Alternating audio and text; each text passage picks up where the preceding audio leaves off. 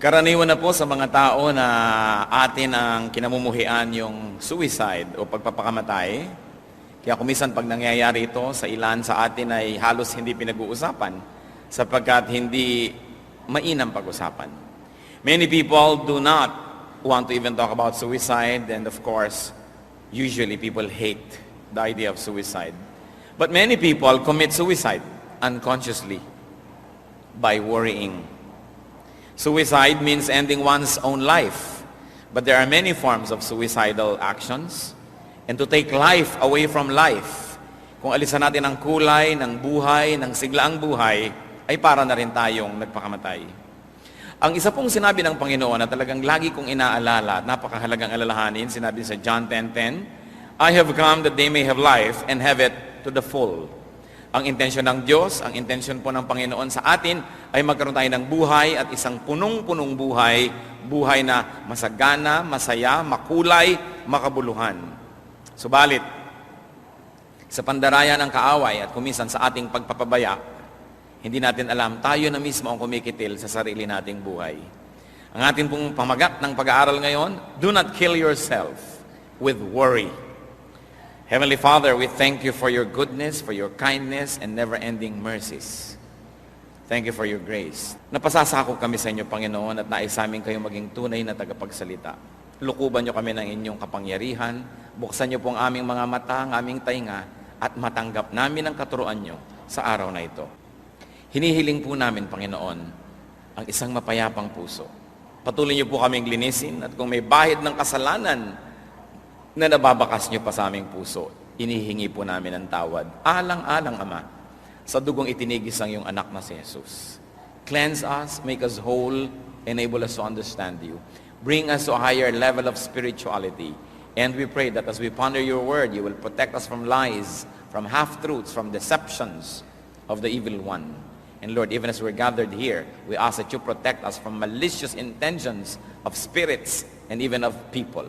And we pray that the same protection may be upon our loved ones who are not here with us right now. Lord, let your protective mantle be over our heads. Sumisilong po kami sa inyong kapangyarihan, sa inyong awa at sa inyong habag. Mangusap po kayo. Marapatin yung tungtungan ng inyong paang, inyong lingkod. Maitaas namin ang inyong pangalan at kami naman, Panginoon, tumanggap na yung pagpapala. Kayo po ang maging tagapagsalita. Gamitin niyo lang po ang inyong lingkod. Dalangin namin ito, may pasalamat sa pangalan ng Panginoong Jesus. Ang Panginoon po ay nagturo sa kanyang mga disipulo ng napakamaraming mahalagang bagay.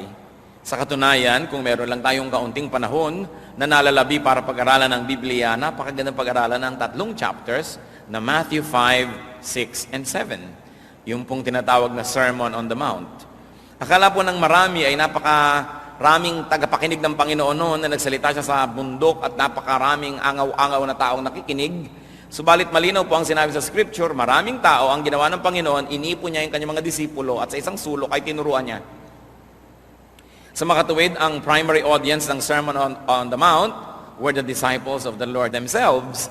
Hindi mga unbelievers, hindi mga kung sino lang, kundi mga disciples. At dahil dyan, mahalaga po na siya sa atin natin, tayong nagsasabing Kristiyano na tayo, meron na tayong maturity, meron na tayong position sometimes in the church. Ano po ba ang sinasabi ng Panginoon tungkol sa pag-aalala? Matthew 5, 1-2, Now when he saw the crowds, he went up on a mountainside and sat down.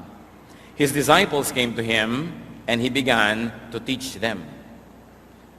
Matthew 6, 25-27, Therefore I tell you, do not worry about your life, what you will eat or drink, or about your body, what you will wear.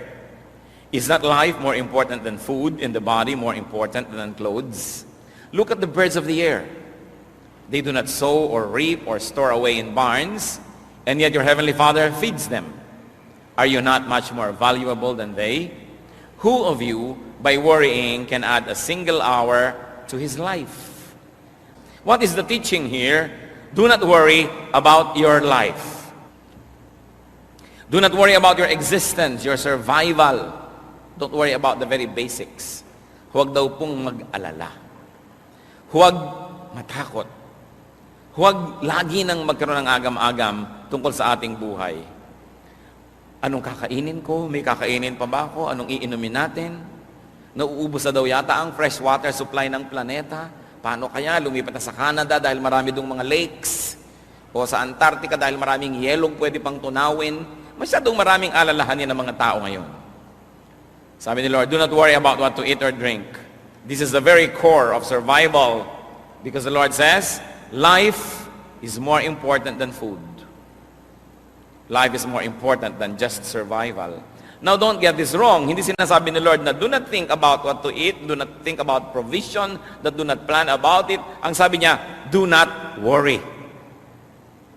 Because when you worry, you will be robbed of many happiness and many joys in life. And there is so much more to life. Sinasabi ni Lord, yung buhay, mas marami pang mahalagang bagay kaysa kung ano ang kakainin. Kumakain lang ang tao para huwag mamatay. Nagdadamit siya para huwag ginawin o para huwag siyang malantad. Pero ang buhay ay lampas pa sa mga anong kakainin at anong isusuot. At ano pa pong sabi niya? Do not worry about your body. What you will wear. So dati basics, food. Very basic yung food eh. Although iba gusto nilang isama yung clothing sa basic needs. Pero ang totoo, food talaga. Kasi nung si Adan at si Eva ay nilikha, binigyan sila ng pagkain, pero wala naman silang damit. Hindi nila kailangan yun nung wala pa silang malisya. At maganda pa ang klima ng planeta, hindi pa nasisira ang nature, kaya hindi nila kailangan ng protection. But then secondarily, you need clothing. So, iba't ibang level ng need ang sinabi ni Lord dito, the very basic, and then the secondary, or the second most basic. But He says, your body is much more valuable than what it wears, than what you put on it. At ano po ang logic? Ano ang rason? Ano ang katwiran? Kung bakit sinasabi ng Panginoon na huwag mag-alala kung anong kakainin at dadamtin? Because God feeds and God takes care of the birds. God takes care of creation. And therefore God will take care of you. God will feed you. Ano po sinasabi dyan? Eh, ang mga ibon nga, pinapakain eh. Nakakita ka na ba ng ibon na nagtatanim? Nakakita ka na ba ng ibon na nagsasaka? Pero, ibon yan. Kahit na mamera lang yan at natitira-tirador, nababaril-baril, hindi maaaring, hindi inaalagaan niya ng Diyos. Eh, ikaw pa, tao ka. Yun ang logic. Ang totoo, hindi naman po bago tong reading na to. We are not here to educate one another on the words of God. Most of these things we already know. But we are here to continue to ask God to help us understand it so we can live by the words of God. Dahil ang sabi ni Lord kay Satan, man does not live by bread alone, but by every word that comes from the mouth of God. Na ang tunay nating pagkain, ang tunay nating ikalalakas, ikalulusog, ay yung salita ng Diyos. Salita na hindi lang nadidinig, hindi na may memorya, kundi salita na nagkakaroon ng buhay kung ating ipinamumuhay. What else is the logic? One, that God will take care of us. Second, that worrying cannot extend life. Hindi naman nadadagdagan talaga yung haba ng buhay kung mapag-alala tayo, umiiksi pa nga. Hindi naman nadadagdagan ng kasiyahan kung mapag-alala tayo, nababawasan pa nga. Matthew 6:28-30. And why do you worry about clothes? See how the lilies of the field grow. They do not labor or spin. Yet I tell you that not even Solomon in all his splendor was dressed like one of these. If that is how God clothes the grass of the field, which is here today and tomorrow is thrown into the fire, will He not much more clothe you, O you of little faith? Napakalinaw naman. Bakit nga nag-aalala tungkol sa isa dadamit? Tingnan nyo ang mga bulaklak, ang mga damo na namumulaklak sa parang hindi naman sila naghahabi ng tela, hindi sila nagdidisenyo, nagbuburda, hindi sila nag-paint ng mga tela. Pero tingnan mo kung paano sila damtan ng Diyos. Kahit si Solomon, na pagkarangya-rangya ng mga isinuot, hindi man lamang nadaig ni Solomon ang mga bulaklak na nilikha ng Diyos. At sabi niya, kung yung mga bulaklak lang at damo-damo, buhay na buhay ngayon pero bukas ay lanta na at susunugin na, iisipan pa ng Diyos na damitan ng magandang kulay, magandang disenyo. Ikaw pa ba na mahaba ang buhay? Ikaw pa ba na may panghabang panahon na buhay, ikaw pa ba na nilikha sa wangis ng Diyos at ikaw pa ba na dahilan kung bakit ang anak ng Diyos ay namatay sa krus ng Kalbaryo? Ikaw pa kaya ang hindi damitan? So, Jesus says, don't worry about these things. Because worrying cannot make one look beautiful. Sa katunayan, nakakapagpapangit pa nga yung pagpapaalala. Kaya nakikita niyo po yung mga lalaking magandang malaga ng kanilang mga may bahay. Aba, magagandang mga may bahay. Para mga sariwang-sariwang ubas. Pero pag ang may bahay ay mukhang pasas, ang sisihin niyo yung asawa. Hindi mo yata inaalagaan ng puri. Hindi mo yata inaalagaan na magtiwala siya at huwag siya mag-alala kung wala ka. Kaya ayan, nagkanda, tuyot-tuyot na. Pero ang tao pag inaalagaan, gumaganda.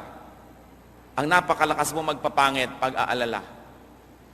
Kaya sabi ng Panginoon, huwag kayong mag-alala. Kaya po kung minsan merong tao, hindi mo naman kilala, sasabihin ba, siguro sister o brother natin yan. Bakit? Kasi mukhang Christian eh. Ano ba itsura ng Christian? Tingnan nyo nga katabi nyo. Ano nga ba itsura ng Kristiyano? Yung bang meron kang hindi maipaliwanag na ningning ng kanyang mata, payapa ang kanyang loob, kahit siguro wala siyang pera, kahit may sakit din siya, pero dahil sa pagtitiwala sa Diyos, kitang-kita mo na matining ang loob. Napakahalaga na nakikita sa ating mukha yun. Subalit ang pag-aalala, inaagaw yan sa atin. It is God who gives beauty. It is not what we wear. Although it helps. Pero hindi kayang takpan ng damit o make-up ng isang malungkot na puso. Hindi kayang ikubli ng kahit anong maskara ang mapait na kalooban ng isang tao. Kaya ang mahalaga, magtiwala sa Diyos, lumapit sa Diyos. At ano pa po ang sinasabi ng Panginoon diyan? That God will take care of you, that God will feed you, and that God will in fact clothe you. That God will make you presentable, beautiful, handsome, and that worrying accomplishes nothing. Matthew 6:31 to 32. So do not worry, saying, what shall we eat? Or what shall we drink? Or what shall we wear? For pagans run after all these things, and your heavenly Father knows that you need them. Sabi niya, huwag kayong mag-alala sa mga bagay na yan. Because worrying is for godless people. Sabi niya, this is for pagans. Ang pag-alala, hindi bagay sa mga anak ng Diyos. Bagay lang ito sa mga pagano na hindi nakakakilala sa totoong Diyos. Bagay lang ito sa mga tao na tumatawag sa mga Diyos-Diyosan. Bagay lang ito sa mga tao na hindi kilala ang kanilang Diyos. Pero sabi, kung anak kayo ng Diyos, hindi bagay sa inyo ang mag-alala. Parang wala namang kayong Diyos. Parang wala tayong Ama sa langit. Parang wala tayong tagapagligtas. Parang walang banal na espiritu na umaalo sa ating mga lumbay, na sumasama sa ating mga pag-iisa. Kaya ang anak ng Diyos ay talagang hindi nag-iisa kahit kailanman, sapagkat ang Diyos ay tumatahan sa ating puso, hindi lang doon sa templo sa Israel, hindi lang sa mga templong gawa ng kamay, kundi sa puso ng mananampalataya. Kaya sabi, bakit ka mag-aalala? Nakita niyo po ang pinakamalaking redemption plan, ang pinakamalaking rescue plan in all human history, in all cosmic history, that God became a man to save us from sin. Ideya ba natin yon? Tayo ba ang nagsabi sa Diyos na, Diyos, magkatawang tao naman kayo, akuin niyo lahat ng aking mga kasalanan, akuin niyo lahat ng aking mga kakulangan, at yung lahat ng kaparusahang dapat kong tanggapin, pakitanggap niyo nga, at pagkatapos na matanggap niyo yon, pakibigay niyo sa akin na inyong kabanalan, para kami ang maging banal at kayong maparusahan, para kami maligtas. Bayaran niyo nga lahat ng utang namin. Ideya ba natin yan? Hindi. Yan po ay pakana ng Diyos. Ideya ng Diyos. At kung ang Diyos ay nag-isip na siya ay magkakatawang tao para bayaran ang ating mga kasalanan, kailangan pa ba natin siyang himukin na maging mabuti? Kailangan pa ba natin siyang himukin na magbigay ng pagkain, magbigay ng mga kailangan natin? Kung ang kanyang buhay ay ibinigay na niya sa atin. Kaya napakasimpleng bagay ito. Hindi na natin hinahangad na magkaroon pa tayo ng napaka-sophisticated na pag-aaral ngayon. Balikan lang natin kung ano yung simple, unawain ito, namnamin at ipamuhay, at napakalaki ng bigat na mawawala na ating mga dala-dala araw-araw, mga alalahanin, mga pag-iisip. What are the steps to freedom from worry. Salamat na lamang at hindi lang sinabi ng Panginoon na huwag kayong mag-alala, tapos tinigilan na niya. Itinuro niya kung paano masusunod ang kanyang utos na huwag mag-alala. Sapagkat utos din ang ibinigay niya. Matthew 6:33 to 34. But seek first His kingdom and His righteousness, and all these things will be given to you as well. Hindi naman pala niya binabaliwala yung damit. Hindi naman niya binabaliwala yung kumain tayo ng masarap at magplano ng mga kakainin. Ang sinasabi niya, hindi ka nabubuhay para mag-alala tungkol sa mga bagay na yan. Problema ko yan eh. Ako ang Diyos, ako ang Creator, ako ang Provider. Ang problemahin mo, eto. Unahin mo ang kaharian ng Diyos at ang kanyang katwiran. Yan ang atupagin mo sa buhay. At pag inatupag mo yan, sabi niya, lahat nitong inaalala mo, idadagdag ko lang yan sa'yo. Dagdag lang yan eh. Hindi yan ang mahalaga. Icing lang yan. Hindi yan ang tunay. Sabi niya, bakit mo inaalala ang pagkain? Ba't inaalala mong iinumin? Kaya mo mag-create ng pagkain? Kahit kaya mong magtanim ng buto, ikaw bang nagpapatubo dyan, nagpapalabas ng ugat ng mga dahon? Ikaw ba ang sinasabi mong ganito ang mangyayari? Bakit ang mga buto, pare-parehong lupa ang tinamna, nagiging chiko yung isa, nagiging mangga yung isa, iba-iba yung lasa, may maasim, may matamis, may pula, may puti. Kaya mo ba yan? Kaya nyo ba? Hindi pala, ba't yung ngayon inaalala? Yung unahin ng Diyos, sundin siya, kaya ba natin yon? Yes, by God's grace we can. Yun ang unahin. Pambihira naman ikaw sabi ng Diyos. Yung hindi mo kaya, pinoproblema mo, kaya hindi matapos-tapos ang problema mo, etong kaya mo. Kasi hindi naman mag-uutos ang Diyos kung di natin kaya. Kung hindi niya tayo bibigyan ng kakayanan na sundin. Unahin mo ang kanyang kaharian. Unahin mo ang kanyang katuwiran. At lahat ng yan, idadagdag niya sa iyo.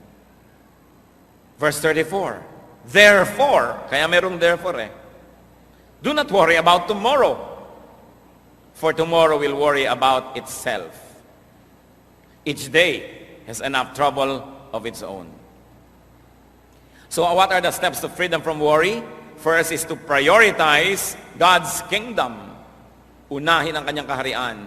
At yung kaharian niya, hindi lang yung bababa mula sa langit, hindi lang yung pagdating ng panahon, yung nasa puso na natin, that we have to expand God's kingdom in our hearts and in the world. Ang kaligtasan natin at kaligtasan ng iba, ang kanyang katuwiran, ang kanyang righteousness, unahin. Unahin natin na maging mabuti, mabait, makadiyos, malinis. Yun ang unahin natin. Kasi yung iba, inuuna nila na magkapera, magkaroon ng isusuot, magkaroon ng kakainin, kaya ang kaluluwa ibinebenta kay Satanas. Di bali na magkasala ako, mandadaya ako, magnanakaw ako, kasi kailangan kong kumain, kasi kailangan ko magkadamit, kasi kailangan ko ng pambayad sa kuryente, sa tubig, tuition fee ng mga bata, etc., etc. May sakit ang nanay ko, sa mga agaw ako ng cellphone, ng may cellphone. Sabi ni Lord, lahat ng bagay na kailangan nyo, kaya kong ibigay.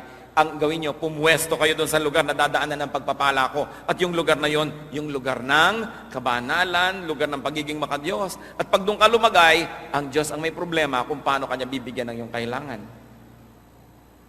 Yung iba sa paghahanap nila ng kanilang mga kailangan sa buhay, lalong lumalayo sa Diyos. Kaya lalong nakakalubog-lubog, lalong nakakawindang-windang ang buhay, at lalong napapahamak. Sabi ni Lord, gusto nyo ng mga kailangan nyo sa buhay? Akong nakakapagbigay niyan. Pag gusto ko magbigay, hindi ako kailangan pilitin. At kung ayaw ko, hindi rin ako napipilit na magbigay. Bakit hindi mo ko bigyan ng kasiyahan? Pag tayo nabubuhay ng ayon sa wangis ng Diyos, kasi tayo ginawa sa wangis niya, nilikha sa wangis niya, nasisiyahan siya. At kung nasisiyahan ba ang Diyos, napakahirap para sa Kanya na mag-blow out. Napakahirap pa sa Kanya na magbigay ng mga gusto niyang ibigay sa atin. Kaya ang dapat nating unahin, masiyahan ang Diyos sa ating pag-iisip, pananalita at pamumuhay. At pagkatapos, siya ang may problema kung paano tayo papakanin. Parang mga anak, pinag-aaral ka ng magulang mo, ang problemahin mo yung mag-aaral kang mabuti, ipasa mo ang iyong mga subjects, huwag kang mag-drugs, huwag kang mag-premarital sex, huwag kang nobyo-nobyo agad ang inaasikaso. Yun ang problemahin mo. At yung magulang mo naman, ang problema ng ipangbabayad mo sa school, kakainin mo, ibabayad sa kuryente na ginagamit mo sa mga ilaw mo sa bahay, kasi mayroon tayong ganong role. Ang role ng Ama is to provide for us. Ang role natin, sumunod. Sumunod. Bigyan siya ng kasiyahan. At sabi, all these things will be added unto you. Why? Because you have placed yourself under God's governance, under God's economy, under God's care. Pag tayo po nagpakabuti, sa negosyo, fair ka, di ka nandadaya. Empleyado ka, di mo dinadaya ang iyong employer. Employer ka, hindi mo dinadaya ang iyong mga empleyado. Sasabihin ng logic ng mundo, ay, lugi ka. Because you can get more by cheating. Pero pag sumunod po tayo sa Diyos, inuna natin ang kanyang kabutihan, ang totoo nun, ang ginagawa natin ay nagpapasakop tayo sa kanya. Meron ba kayong mga alaga sa bahay? Pagka po ba sila yung umiiyak at gustong kumain, binubugbog nyo? Hindi. Kumisa nga yung ribbon ng aso, ribbon din ng amo eh. Kung ano yung suot ng amo, suot ng aso rin. Pagka ba yung pet ninyo ay nagiginaw, lalo nyo binubusan ng yelo? Pagka ba may ibon na dumapo sa inyong bintana dahil may bagyo at sira-sira ang pakpak niya, sabi niyo, ay mahina ang ibong to, ano gagawin nyo? Dudurugin mong ibon? Hindi. Aalagaan mo dahil dumapo sa iyong bintana, nagpapaampon sa iyo. Sa palagay nyo, anong gagawin ng Diyos kung sa Kanya tayo nagpapaampon? Kakawawain ba tayo? Dahil sumusunod ka sa akin, masyadong honest ka sa negosyo, pues malulugi ka. Ganon kaya yon? Dahil hindi ka nandadaya, hindi mo ginagaya yung ginagawa ng iba na mabilis kumita, lagot ka, kawawa ka sa akin. Yun kaya ang gagawin ng Diyos? Hindi. Kung inaalagaan natin ang mga hayop, maski tayo ay tao at taong makasalanan, marunong tayo mag-alaga ng mga nagpapaampon sa atin, nagpapakupkup at nagpapaalaga, Diyos pa kaya ang hindi mag-alaga sa nagpapakupkup sa Kanya. Kaya ang dapat nating unahin sa buhay, to surrender to God, to seek God's protection, and to live by God's decrees. Because God is an infinitely better, in fact, He is the best keeper. Hindi ka pwedeng malugi dahil sumunod ka sa Diyos. How else do you step away from worry? Do not fast forward life's concerns. Yung kasing fast forward, hindi pa dumadating doon, pwede mo na i-forward yung tape, yung pelikula, kahit ano. Pero ang tinuturo po sa atin is to tackle only immediate concerns. Because today's grace is good only for today's needs. Tomorrow's troubles will be allotted God's grace tomorrow. Do not extend God's grace for today to tomorrow's issues. Ano po ang katuruan ng Panginoon? Binibigyan kita ng lakas para sa mga ipinapagawa ko sa iyo ngayon. Binibigyan kita ng kakayahan para sa mga dapat mong magawa ngayon. Kaya ka nang hihina. Yung ibinibigay ko sa yung lakas na pang ngayon, fina-fast forward mo na sa problema bukas, sa problema sa Miyerkules, sa problema sa next month, sa next year. Kaya yung lakas na pang ngayon, dapat sana'y sapat, kinakapos, kasi konti na lang itinitira mo, iminumudmud mo na doon sa mga problemang di pa dumarating. Matthew 6:11, ang turo niya, give us today our daily bread. Kung ano lang po ang kailangan ko ngayon, yun lang po ang ibigay nyo sa akin. Nakita nyo po itong nagpaulan ng mana o tinapay mula sa langit ang Diyos? Ang bilin niya sa mga tao, ipunin nyo lang yung kailangan nyo para sa araw na to. Yung iba hindi nagtitiwala. Sabi, ay naku, baka hindi na umulan bukas, baka wala ng mana bukas, be wise. So ang ginawa nila, nag-ipon sila ng higit sa kanilang kailangan, nakita nila, biglang inuod, nabulok. At sabi ng Diyos, bakit may mga nabubulok na mga mana sa inyong mga tent? Kasi kumuha kami ng pambukas Di ba sabi ko na nga, kunin nyo lang yung pang ngayon, paano kung bukas, wala kayo dyan? Actually, maraming tao, ganun ngayon ang trato sa Diyos. They spend today's energies for tomorrow's worries. Therefore, it is not enough for tomorrow's worries because it has to share with today's needs. And today's needs don't get enough energy because it shares with tomorrow's needs.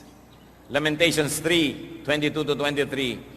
Because of the Lord's great love, we are not consumed, for His compassions never fail. They are new every morning. Great is your faithfulness. Sabi, hindi tayo nalilipol, hindi tayo nauubos dahil sa pag-ibig ng Diyos na di nagmamaliw. Ang kanyang pag-ibig ay bago ng bago, araw-araw. Kung tayo po'y lagi mag-aalala, ano mangyayari sa atin? Magiging duwag tayo. Hindi natin magagawa ang mga ipinagagawa sa atin ng Diyos. Paliliitin natin ang paliliitin ng ating ginagawa. Sigon lamang at bagay lamang doon sa maliit na ating pananaw at sa maliit na pananampalataya. Meron bang himala? Meron. Tayo ang isang patunay ng himala ng Diyos. Tingnan ninyo ang inyong paligid. Pinaghihimalaan tayo ng Diyos ng madalas, ng ating mga pangangailangan, ang paggaling ng ating mga karamdaman, ang pagpayapa ng magugulo nating mga kalooban, ang pagkakasundo ng mga pamilya, ang pagkakaroon natin ng paglilingkod sa Diyos, laging may himala. At ang mahalaga, kasama tayo sa himala na yon. Sa pag-aaral po ng mga salitang ito, napakahalaga nating limiin. The Lord did not say, do not think or plan. Ang sabi niya, do not worry. So it's good to think, it's good to plan, but not to the point of worrying. Plan, but do not worry, especially about results.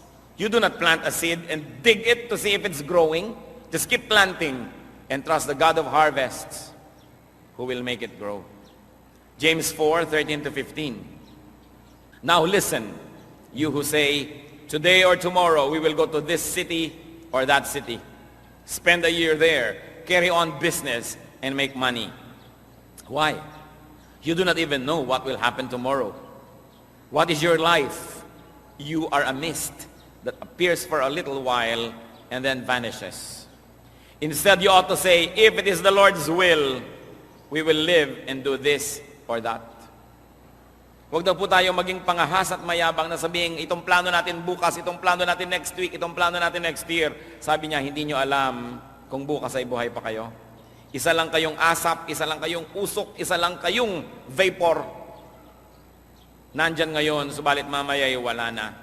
Marapat daw sabihin, kung loloobin ng Diyos at buhay pa tayo at kinakasihan ang kanyang pagpapala, itong gagawin natin sa susunod na araw, sa susunod na linggo, sa susunod na buwan. Anong ibig sabihin? Yung ngayon ang harapin. Yung pangangailangan natin ngayon, nandyan ang sagot ng Diyos. Marami mga tao are on maintenance medication. Kaya lalong lumalala, iniisip, saan kaya ako kukuha ng pambili ng gamot next month? Next year? Kinukwenta yung buong halaga ng gamot ay inumin niya isang taon, kaya tuloy siya ay parang halos igupo ng kanyang mga numbers. Pero kung ngayon, binibigyan ka ng Panginoon ang gamot mo para ngayon, magpasalamat ka, magpakabuti ka, gawin mong dapat, at bukas, nandun uli ang Diyos. Huwag mag-alala. Bagamat mabuti magplano. Mabuti na nag-iisip. Subalit matapos mong isipan at planuhin, ipasa Diyos, at huwag alalahanin. Gawin lang ang pinakakayang gawin, do what is best, and leave the rest up to God. Dapat din naman kasi may plano. Sabi sa Luke 14:28, suppose one of you wants to build a tower. Will he not first sit down and estimate the cost to see if he has enough money to complete it? So God is not against planning. But God says, don't worry. Life is more important than food. Life is more important than livelihood. Marami pong tao may hanap buhay. Dapat naman. Pero yan ay paghahanap lang ng ikakabuhay. Huwag mabuhay para maghanap. Huwag mabuhay lang para maghanap buhay. Dapat naghahanap buhay tayo para tayo may kainin, para may isuot. At kung may lakas na ang ating katawan, may damit ng ating katawan, naghahanap na tayo ng magagawa para sa kaharian ng Diyos. Kasi tayo nabubuhay para palawakin ang kaharian ng Diyos. Hindi tayo nabubuhay para maghanap buhay. Naghahanap buhay tayo para tayo may kitain at para tayo may maitulong sa gawain ng Panginoon. Pero hindi tayo nabubuhay para lang maghanap buhay. The Christian's life must revolve around God, around God's kingdom and God's righteousness. Therefore, the Christian's life must revolve around the church. Why? Because Colossians 1:18 says, Christ is the head of His body, the church. If the body of Christ is the church, then the church is the highest institution, The church is the most important institution. Therefore, our lives must be dedicated to the works, to the needs, and to the expansion of the church. If you believe that Christ is the head of the church and that He loves the church. Ang pagiging Kristiyano po hindi lang panglinggo. Kailangan umiinog ang buhay natin sa church ng Panginoon. Sandali lang tayo sa mundo, nakikiraan lang tayo rito. Ang tunay nating sasapitin ay ang presensya ng Panginoon. At marapat lang na pag humarap tayo sa Kanya, meron tayong maisulit at maialay sa Kanyang paanan. Ang ating mga paglilingkod, ang mga nagawa natin, bunsod na rin at tulong na rin ang mga ibinigay niya sa atin. Maghanap buhay para may kainin at damitin at para makapaghandog sa Diyos. Subalit kung hanap buhay lang ang ginagawa natin at wala nang iba, hindi tayo nilikha ng Diyos para maghanap buhay. Nilikha niya tayo, anong sabi sa Bible? To do the good works that He has prepared in advance for us to do. Bawat isang tao may itinakda ang Panginoon. Ito ang mga dapat mangyari sa kanyang lifetime. Ito ang mga dapat niyang matupad. Ito ang dapat na makamit. Kaya tingnan po natin anong kalooban ng Diyos para sa atin. Kaya habang tayo naghahanap buhay, nag-aaral, meron tayong mga pamilyang inaalagaan, meron tayong mga hobbies, meron tayong mga pinagkakaabalahan, we must be free enough to serve. And we must be free enough to have a ministry. Because we were created by God for good works, which He prepared in advance for us to do. Failure means only this, being unable to accomplish the works that God has willed that will be done in our lifetime. Mahalaga po na magtagumpay tayo sa larangan na yan. And yet, through all this, be free from worry. Many people cannot serve God because they worry too much. They worry, hindi ko yata kayang gawin, wala yata akong kakayanan, wala na yata akong oras, hindi ko na yata kayang gawin, gawin ninyo at sa kanyo mapapatunayan. Sabi ni Lord, do this, and all the things you think about will be added unto you. Revelation 22 verse 12 is clear. Ang sabi ng Panginoon sa kanyang pagharap sa mga taong humarap sa kanya sa huling paghuhukom, I will give to everyone according to what he has done. Hindi sinabing, I will give to everyone according to what he has believed. Sabi, I will give to everyone according to what he has done. That's why we have to deal with worry so we can do more. The body is more important than clothes. So devote more resources to what enters the body. Halimbawa, food, medication, than to what is draped on it. Kung atin pong nanamnamin na sinasabi ng verse, mas mahalaga daw po yung katawan kaysa sa dinadamit nito. Gaano kalaki sa inyong budget ang napupunta sa damit at gaano kalaki ang napupunta sa mga vitamins, sa mga good natural foods, sa pag-aalaga ng ating katawan. Baka mas malaki pa ang ginagastos sa dermatologist para lang sa napakanipis na balat dito kaysa doon sa inyong atay na naninilaw na pala, hindi inaasikaso dahil hindi kita. Gaano karami ang ginagastos natin sa mga alaha, sa mga panglabas, para ayusin lang yung katawan, kesa palusugin yung loob. The Christian should value the body more than the clothing that is draped on it. Ngayon, kung maraming masyado kayo mga pagpapala, di pagandahin nyo rin, maayos, pero unahin kung ano ang pumapasok sa ating katawan. Huwag kayong maniwala na ang buhok ay kumakain. Kasi pinapakain na ngayon ng buhok, kumakain ng bitamina ang buhok, kumakain ng kung ano-anong mga elements ang buhok. Advertising lang yan. Walang bibig yung buhok at wala siyang digestive system. Kailangan kainin ninyo para lumabas doon sa buhok. Napakahalagang isipin, palusugin ang katawan. Gusto ko po kayong i-challenge mga kapatid, i-review nyo ang inyong family budget at personal budget, lalo yung mga yapis. Gaano kalaking pera ang napupunta sa load, sa mga text na yan, at gaano karaming napupunta sa loob ng ating katawan na pinalulusog natin, pinalalakas natin ang ating katawan. Many people kill themselves to have money. And when they have money, they spend it all just to get well. Kaya ang mahalaga, unahin ang lusog ng katawan. But remember, the Lord did not say neglect your looks. He just said, do not worry about appearances more than you worry about righteousness or what's inside. Matthew 6:33, but seek first His kingdom and His righteousness, and all these things will be given to you as well. Memoryahin po natin yung Matthew 6:33. Kailangan pa bang i-memorize yan? Yes. Matthew 6:33. But seek first, tayong sabay-sabay, but seek first His kingdom and His righteousness, and all these things will be given to you as well. Do not worry. Seek God's kingdom and righteousness. And remember who you are. Who are you? You are God's child. So you pray to your Father who listens and take care of seeking God's kingdom and righteousness, and God will take care of everything else. Salamat, Panginoon, sa inyong mga paalala. Kung meron po sa amin dito mga mapag-alala, nervyoso, lagi na lang nag-iisip, anong kakainin, magkakapera kaya, pati isusuot sa burol, pinoproblema, ano kaya ang itsura ko, saan kaya ako ililibing, anong kulay ng ataol ko, ituro niyo po sa amin, Panginoon, kung anong tunay na mahalagang isipin. At yun ay kayo na rin na nagsabi, unahin ang inyong kaharian, unahin ang inyong kabutihan, ang inyong katwiran, at idadagdag nyo ang lahat ng ito sa amin. Ilang beses na naming nabasa ito, nadinig. Panginoon, narito po ang aming mga puso. Hinihiling namin na hipuin ninyo at tablan kami ng mga salitang ito, higit noon pa man. Mas lumalim ang ugat nito at mas maunawa namin at magkaroon kami ng personal application nito sa aming buhay. Mga kapatid, sa ilang saglit ng katahimikan, isipin natin at hilingin natin sa Panginoon, Lord, ano po ang personal na mensahe niyo sa akin? Pinagsalusaluhan namin lahat ng mga salitang ito, pero ano po ang para sa akin talaga? Ituro niyo po. Buksan natin ang ating puso at nang kausapin tayo ng Diyos.